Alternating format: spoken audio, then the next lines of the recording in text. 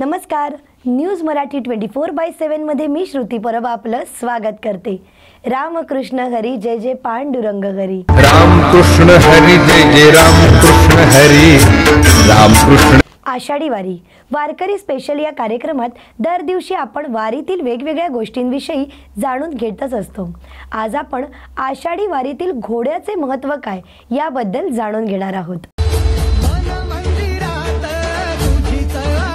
घोडा म्हणजे अश्व हा एक महत्त्वाचा प्राणी असून जो इतिहास, संस्कृती आणि मानवी जीवनात विविध प्रकारे उपयोगी ठरला आहे।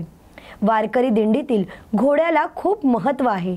ते दिंडीचे एक महत्त्वाचे अंग आहे आणि ते अनेक कारणांसाठी महत्त्वाचे आहे। घोडा सामान्यतः शांत आणि नम्र असतो, पण गरजेनुसार तो शक्तिशाली आणि वेगवान देखील असू शकतो। दिंडीमध्ये घोड्याला पालखीच्या पुढे ठेवले जाते, ज्यामुळे ते पालखीचे नेतृत्व करते। हे घोड्याचे महत्त्व दर्शवते।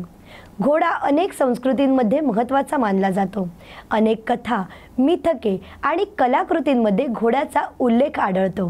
वारीमध्ये सहभागी होणारे वारकरी घोडा हे अहंकाराचे प्रतीक मानतात आणि ते घोड्याला वंदन करून अहंकारावर विजय मिळवण्याचा प्रयत्न करतात। घोडा हे शक्ती आणि वेगाचे प्रतीक आहे आणि ते वारकऱ्यांना आध्यात्मिक मार्गावर पुढे जाण्यास प्रेरणा देते।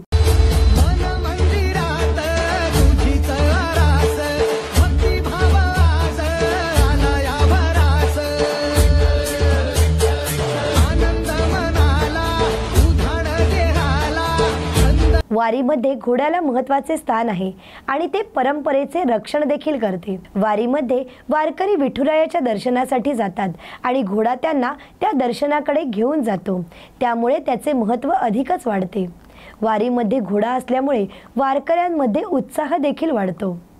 घोड्याच्या अनेक जाती आहेत ज्या वेगवेगळ्या कामांसाठी उपयुक्त ठरतात, जसे की धावण्याच्या शर्यतीसाठी वेगवान घोडे आणि जड सामान वाहून नेण्यासाठी मजबूत घोडे। एकूणच काय तर दिंडीतील घोड्याचे महत्त्व हे केवळ एक परंपरा नसून ते वारकऱ्यांच्या आध्यात्मिक प्रवासातील एक महत्त्वाचे अंग मानले जाते।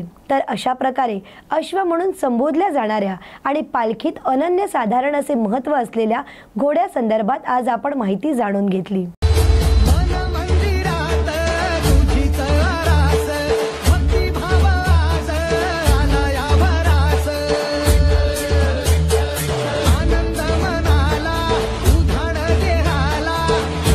उद्या नवीन विषयासह पुन्हा भेटू याच वेळी। बोला पुंडलिक वरदे हरी विठ्ठल श्री ज्ञानदेव तुकाराम पंढरीनाथ महाराज की जय।